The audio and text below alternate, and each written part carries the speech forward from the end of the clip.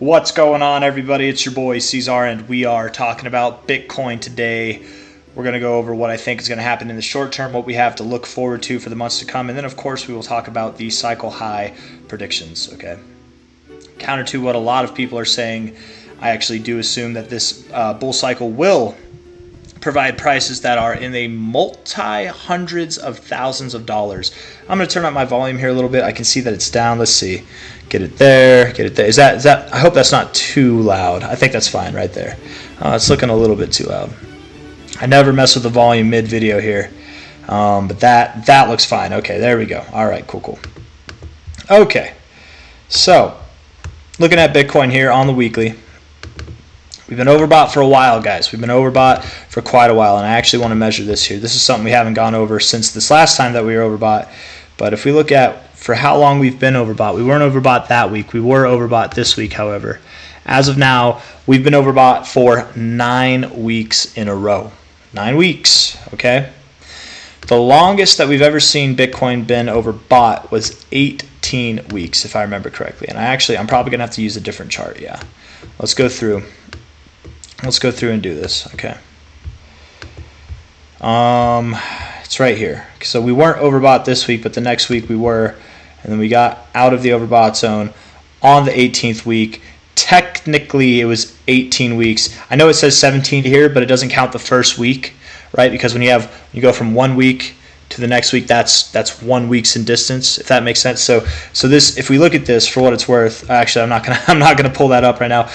It would be 18 candles. So that would be 18 weeks that we were overbought. Okay, just trust me. I'm not making that up. I'm not lying. I promise you.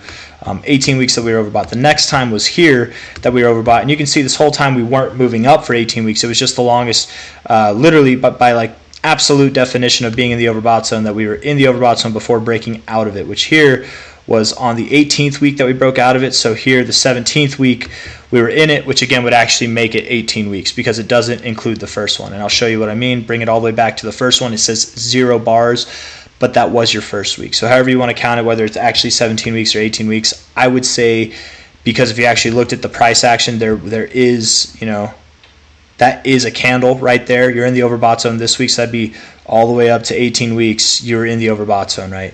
And again, you weren't moving up in a straight line that whole time, but even with 2 or 3 weeks of consolidation, you still essentially were moving up.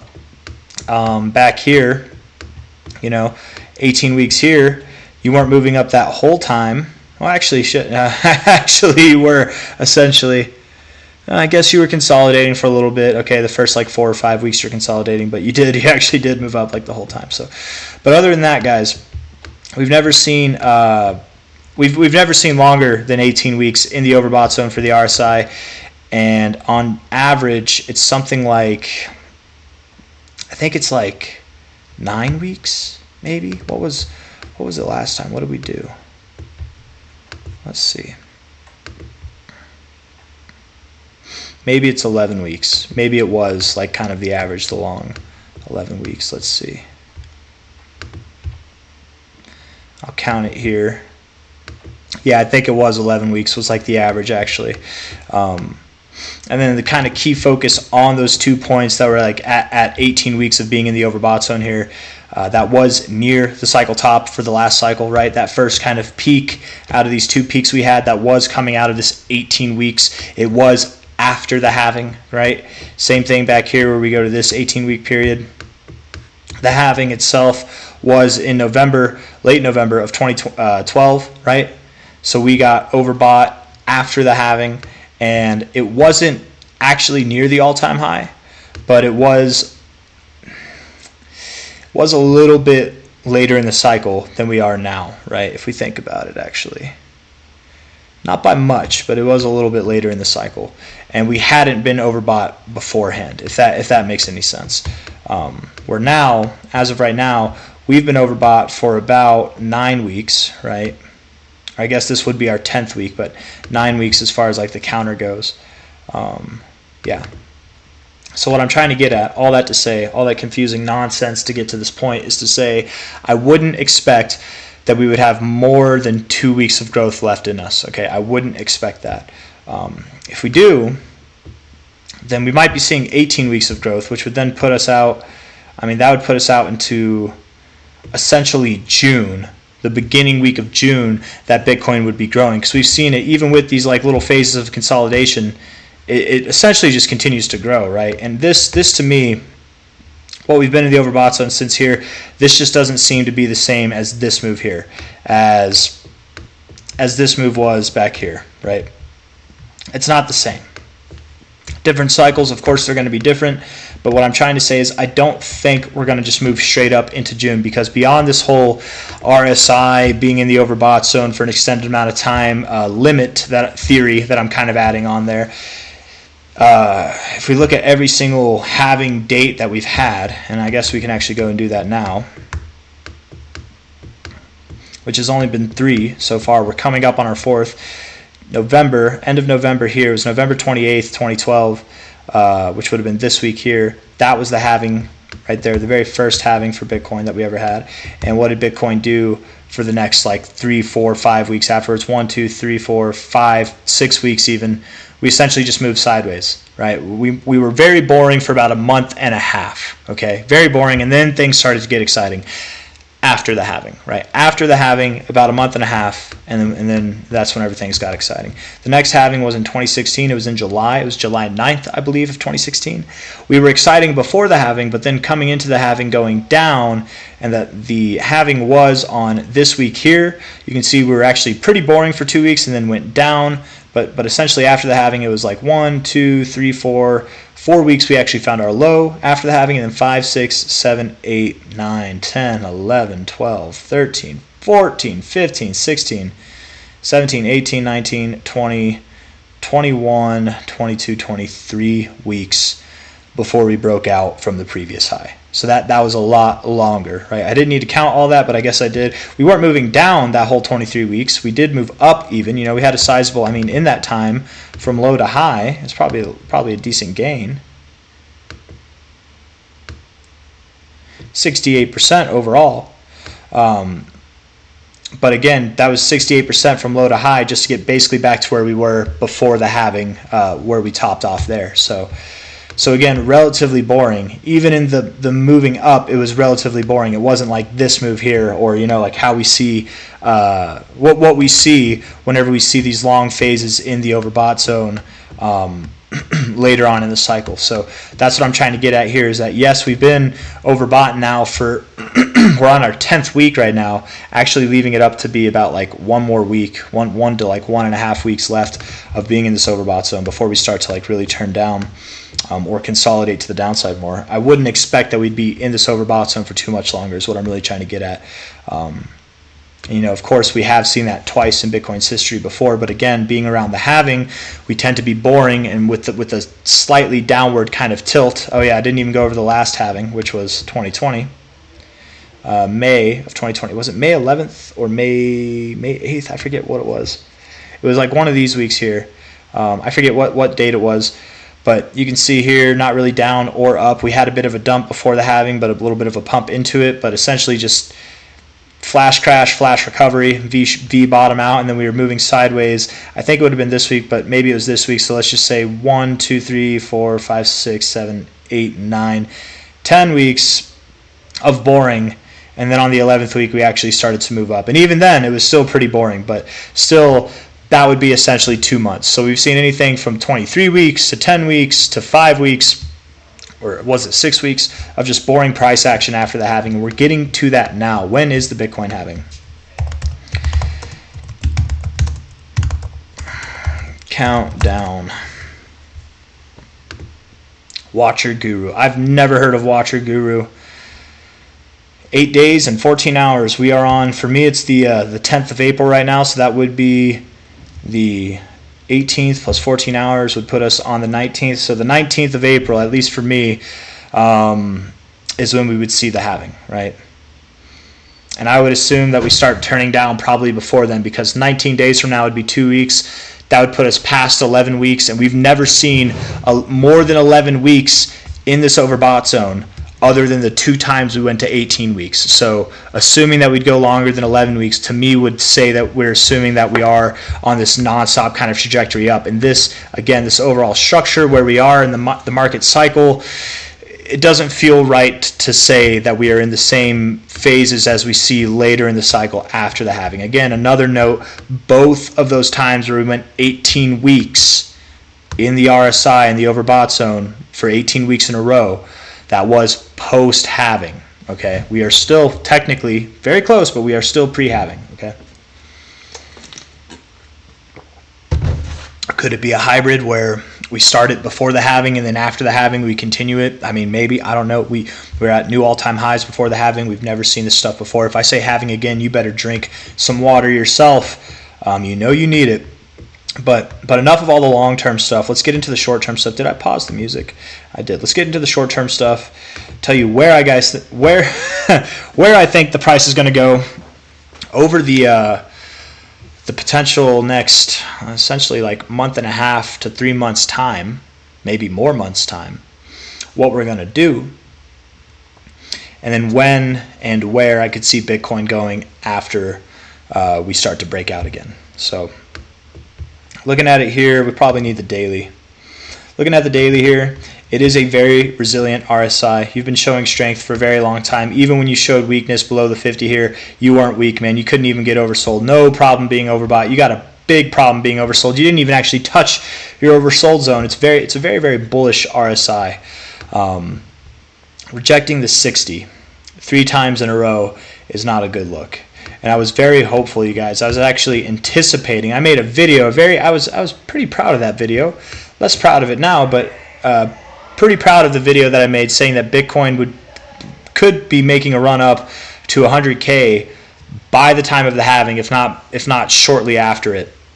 I'm starting to think that hope, that dream is no longer. We've gotten higher highs on a closing basis from here to here with lower levels of volume. Rejecting the 60 area, the bullish area of control, an area that we found support on before. Right, we didn't reject it here. We got into it, but we came back below it. But still, this to me does look a little bit more bearish than we have for a while. We are still looking strong, I will say that, but there is some bearish momentum building up with these rejections off the 60 area. Okay, now to counter that, you are bouncing off the 40 area with these lows. So there's a little bit of tit for tat, very, very neutral RSI, and I would say at the moment the ball is in the bull's court, but I don't know, man. The bears might be showing up. It might be time for us to move down. I did assume that we were in this kind of symmetrical triangle, right? But I think at this point in time, it's proven to not be a symmetrical triangle. Or if it is, we had a fake out. We very well could have had a fake out. Or maybe it's not a symmetrical triangle. Maybe it's something else that it'll be more clear after we've broken out. But if we were to make a move soon down like this, I would say that does look like a breakout from the symmetrical triangle. Sorry, a fake out.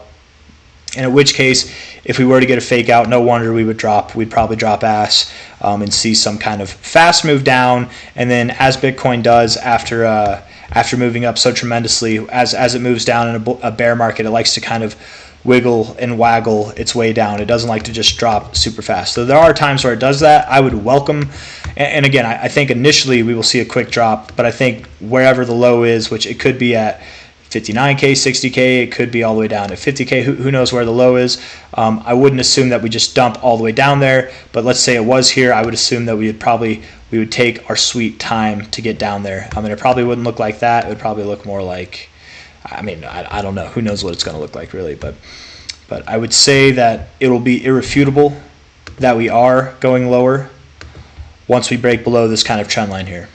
Once we see prices below, essentially what would today bring about 67K, 66.8K, when we see prices below there, we're likely going down. It's essentially irrefutable at that point. Unless, again, we get another fake out. We get like a double fake out, one from the top side, one from the bottom side. But as we get closer to that halving, you guys, the odds of us seeing a continued price growth it diminishes. It becomes less likely. So keep that in mind. Now, I will say this. There are a lot of people who are anticipating a halving consolidation, a halving correction. Maybe because everybody's assuming that, maybe we don't get that. But, to kind of counteract that, I wonder. I actually haven't even looked at this. I'm wondering here. Bitcoin news. Let's see. What's the news say? Hong Kong incoming spot could be a big deal. China's harvest may get Hong Kong approval for spot Bitcoin ETF. It's all about China right now, man. It's all about China, huh? Okay. Bitcoin halving event draws near. What to expect from the quadrennial event? 6 ways the halving will impact Bitcoin mining. You know, it's probably going to be a sell the news event. Genuinely, it probably will be. Classic.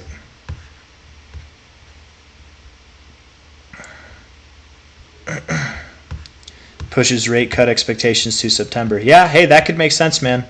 Think about it, right? You know, it's going to be the end of April, so that'd be May, like that, essentially the beginning of May, that we'd see this like halving kind of correction take place. May, June, July, August, September. That's five months there. That would essentially be 23 weeks, which that's what we saw before. It might be sometime in September, sometime in August, maybe as early as July before Bitcoin really starts to turn up again. Bitcoin seen below 20,000 in consumer survey. Yeah, it's not going below 20K, guys. Bitcoin analysts eye CPI as whales pressure BTC price below 69K. I don't know. I feel like the news is more bullish than it is bearish. Oh, look at that. Crypto bloodbath. All coins crushes. Bitcoin tanks pre-halving. I mean, I wouldn't say it's tanking. 3.4%. I mean, I wouldn't say it's tanking, man. Even this day here, I mean, that was an 8% day. That's more of a tank than this. I wouldn't say it's tanking. It's yet to tank, though. I'm getting a little bit sidetracked here, though, guys. I do think that we're going to move down. Where do I think we're going to go? I know. I've been delaying that whole aspect of the conversation. High to low here. We take this fib. There are multiple targets that come to mind, okay? So I want to draw the lines on this fib, right? So first off, the 886 could be a key area to find support on, which is essentially, that's actually a little bit too low. Essentially right there at about 58.2K. We could find support on the 786 as well. And we could go all the way down to the 618, which is at about 39K. Now, I know that sounds crazy to some of you, okay? It kind of sounds crazy to me. But, if you draw a line from here, from this low to this low, you get your higher lows set up, right? You can see the cycles coming up like this, right? If we were to come down to this low in June at about 39K, would it look bad? Like, would it? I mean, okay, we're at 70K now. Going to 39K would suck, but hold on. From high to where that is a, I know it's hard to see, but that's a 46% drop. Okay, 46% drop in a bull market. Well, it's not that we haven't ever seen that before, but let's see. I mean, here we had a 55% drop toward the end of the bull market. To be fair, we are pre-halving. I mean, it's debatable that we could have been in a bull market here. Some people say the bull market didn't start till here, but I would argue that the bull market started back here. It was just a weird bull market. And COVID put a wrench in things. A lot of things actually put a wrench in things there. But, I mean, we saw a big drop. Maybe it wasn't a 63% drop. Let's put it at the monthly close. I feel fair in saying it was a 49% drop versus a 46% drop. Okay, I mean, let's go back to the previous bull cycles. Let's see from here. From this high to this low, 40% drop. That's not too far away from 46%, is it? From this high to this low, we dropped 39%. Again, not too far away from 46%. Here, I mean, several drops month after month of 30+% drops. Here, right around the halving itself, that was a 40% drop as well. And then a little pre-halving drop here as well. Not like pre-halving, but 35% drop. And then, obviously, back in prior cycles, we had seen larger drops. I'm just saying, you know, compared to this cycle, compared to last cycle, seeing a 46% drop does seem a bit extreme, but it's not too far away from the things that we've seen. And if that is too extreme, if 46% is too extreme, and again, I want to say I don't expect that to happen. I'm just saying if it does, if Bitcoin were to shit the bed and go to 39K, and I'm sorry for cussing, man, I'm sorry, I need to work on it. At least for the videos. It's how I live my life. I talk like that, but I need to do better about it on the videos. I really do apologize. I know some of you aren't prone to that, and some of you are watching this with your kids. I'm very sorry. I'm too far in the video to redo it now. So, and I'm not going to go back through and just like bleep it out because I don't have the time for that. So, if it doesn't do a 46% drop, 47% drop, whatever, if it doesn't go down there, maybe we could see a 32% drop. Maybe we could see at least a 21.2% drop. And really, this 32% drop seems pretty normal if you look back at previous cycles, and that would lead us to about what is that, 50K? That'd be about 50K. But again, the reason why I'm talking about this, the reason why I'm talking about that line down there, is not because I think it's going to go down there. By it, I mean the price. I'm just saying if we were to see the price down here, that wouldn't be it wouldn't be detrimental. Okay, it would suck for the time being, but you guys, it would still be a higher low. We would still be on track. It would be weird, but hey, we're in weird times. We're above the all-time highs before the halving. There's a lot of weird things going on, but there's not a lot of Bitcoin on the exchanges right now. This is one of the lowest amounts of Bitcoin that we've ever seen across the board on exchanges. It's all taken off the exchanges. With that comes lower liquidity. With lower liquidity comes easier movements in price, up and down. So don't be scared if we were to tank that hard, okay? Don't let it shake you out. I'm saying this to prepare you, okay? I don't expect it. I don't expect this to happen. But if it were to happen, you better not sell down here because everybody and their mother is telling you that Bitcoin broke below 40K. It's over. It's over. Bitcoin broke below 50K. It's over. This bull market is done. We suck. No, it's not oh no, we suck again. It's not that. It is a capitulation event. It's to scare you. It's to shake out anybody who's new to the markets, who's new to crypto, and who's not aware that stuff like this happens. We are still around the halving. We have a whole mess of time ahead of us before things get bearish again, like on for a long period of time, right? Let's go back and just kind of measure here, right? I think it was this week that the halving happened, but I might be wrong. And go to the all-time high. The technical all-time high happened 78 weeks after the halving. So we had 78 weeks of growth, and maybe you don't want to say that. Maybe you want to say it was only 48 weeks. Whatever, 48, 78. You can be right in either. I'm going to say 78 because that was the technical high. Okay. The last halving that we saw before that was again sometime it was July 9th, so it would have been this week here.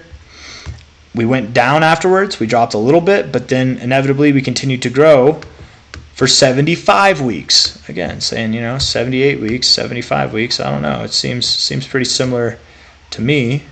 The actual technical high, that's what I would go off of. Everybody does things differently, though. So 75 weeks, 78 weeks after the halving, and then the very first halving that we had was, again, in the end of November. It would have been this week here. Did I do that on the right week? Yes, I did. Okay. And we topped off. We didn't top off until 53 weeks later. Actually, it was 52. So 52 weeks at a minimum, 75 weeks, 78 weeks at the maximum. Technically, we've been growing longer cycle to cycle, okay? The halving is supposed to happen in 8 days. So let's say, the end of this week is 4 days from now. So probably next week would be the halving, actually, by the countdown calendar that we have there. If it was 52 weeks, that's the minimum that we've seen. That would be in April of 2025. You guys, I don't care if Bitcoin goes down to 39K. We're not topping off until at least a year from now. At least a year from now. Likely longer than that. If we go to 75 weeks, which was the next one, that would put us in September of 2025. And if we go to 78 weeks, that puts us right in October. Right in October, which I've been calling for like almost a year, saying that we are probably going to top off this market in October. So again, I'm being dad right now about this because if this happens, I don't expect it to happen. I wouldn't bet on it happening. I wouldn't bet on it not happening because this is crypto. Anything can happen, especially the unexpected things. But if it were to happen, you better not be scared. You better not be so scared that you sell because you think you're going to believe everybody that's going to go below 20K, that this wasn't the low. We're still in a bear market. Like don't believe all the narratives that come out there. We're going to get a lot of, if something like this were to happen, all the bearish narratives will come out here. It's there to make you sell, and then of course that's when we start moving up. That's when we return to glory. And I would bet if we were to move down there, we would see a rapid recovery just like we did in the last cycle, right? Just like, we did any time that we've seen bull market drops, okay? To be fair, after the halving, it normally is bearish, but 2-year-old daughter crying. More of a whine. Sounds like she went back to bed. So we're good. Oh. Maybe not. I'll be right back.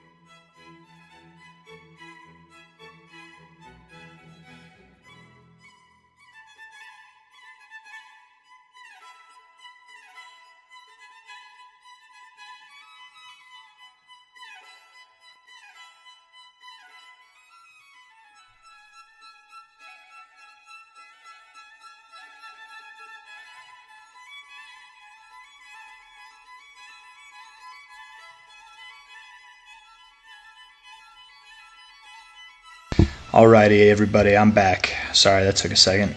She's been in a bad mood, man. I think she might be sick, but you guys, what I'm trying to say, I'm getting too caught up on this.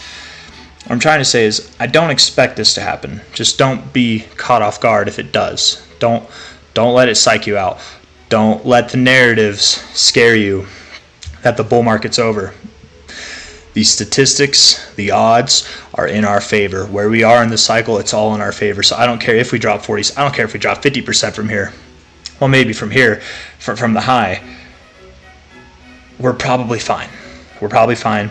It'd be crazy volatility. I really wouldn't expect that, but it could happen.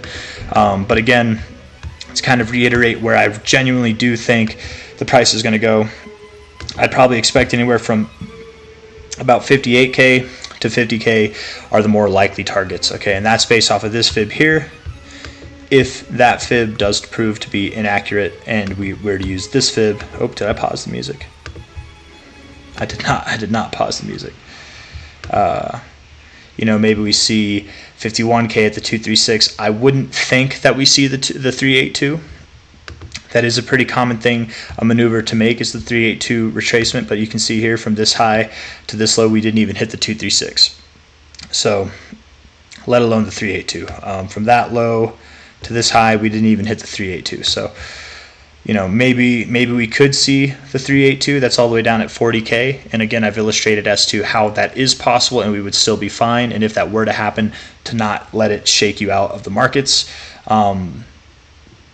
But we probably don't go down there, but we could, is all I'm trying to say. That would make sense based off of this fib. But what makes more sense to me is to hold this 50 to 58K area, and I do think that we probably will go there. If we take a more relative fib, a more relative time frame from the last low that we had back in, was it January, after the ETFs launch, the 382 here would be right around 58K, which is the height of that range, right? The 618, the golden ratio, is just below 50K, right at 49K there. So it makes sense to me. So I do think that we're going to go down. I don't think that it's going to happen overnight. I would welcome an overnight crash. That'd be great because we'd probably just recover very, very fast afterwards, as we normally do in a bull cycle. But likely what we're going to do is actually, this looks like we're going back in time, actually. We're probably going to meander our way down. We're gonna take a little while, and then sometime in July, August, September, we'll start moving back up again. And maybe that's not true. Maybe what we do is this month or next month we find our low. Maybe we do move down a little bit faster, and then we start working our way up for most of that time. And then by the time it's August or September, that's when we break out. But either way, be prepared. We will likely not be as exciting as we've been since October of last year. We're likely going to see a little halving stagnation event take place. And I would assume, being that we are a week away from the halving, essentially like a week and 2 days, a week and a day and a half, whatever. We're really close, but we're not quite there. I would assume that we could either start moving down now, or it could take place in the next week or two. It doesn't, just because the halving happens doesn't mean that we have to move down immediately. But around the halving is normally when we see that period of stagnation and a period of correction. So I don't know, man. I'm getting lost in the details. I'm talking too much, blabbering on and on.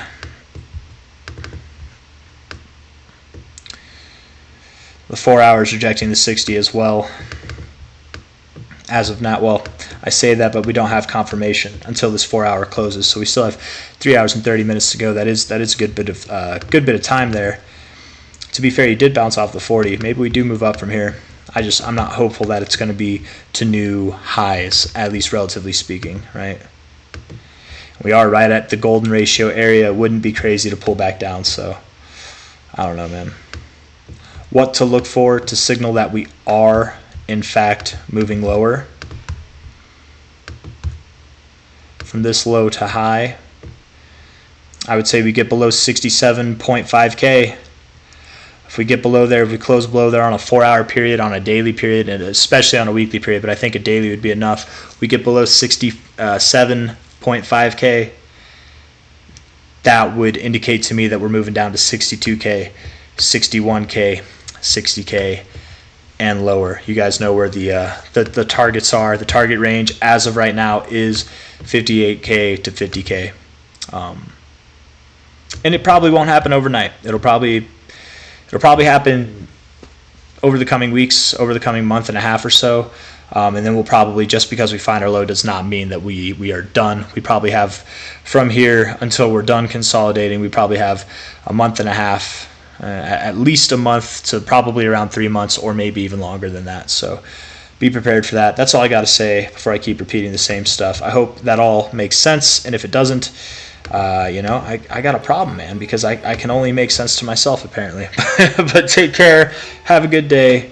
I'll see you guys on the next one. I'm going to throw up a ribbon for anybody that's still here. Let's just see. Yeah, the 4 hour doesn't, that's actually not a bad look. I'm not going to lie. That's pretty resilient on the 4 hour. But to be fair, too, you've been moving sideways. You've been disrespecting. Yeah, it might not mean that much. Though, relatively speaking, it does look good. Looking at the daily, generally speaking, when you see this, you want that continuation. We didn't get it. We got a second touch in it. The more that we kind of do this, which we have been doing, the more likely you will actually see prices below the ribbon. Just because we go below the ribbon doesn't mean we're going to flip it, right? Just like here, we went below the ribbon. We didn't flip it.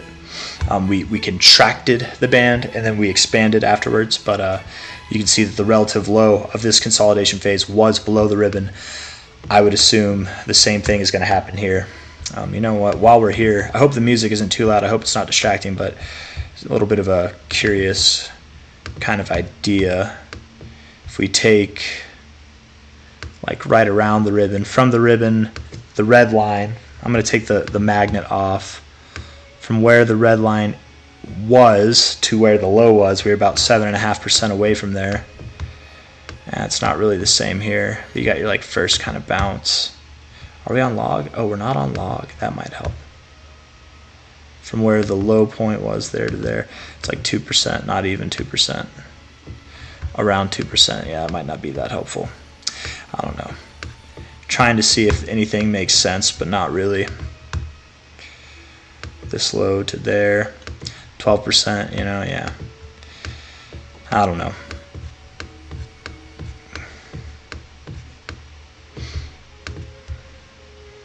And let's assume we probably don't get below the ribbon today or tomorrow, so like maybe some days later. It could be like up here. 7% below that would be right at about 60K. I mean, we've seen 12%, and 58K would put us down at around 11%. I don't know. 58K, 57K, anywhere between 50 to 58K could very well be where we go. But hope I'm wrong. I hope things just continue to move up. I know throughout this range we've been a little bit flip-floppy, or I've been a little bit flip-floppy, but so has the price to my to my own kind of credit there, I guess. I don't know.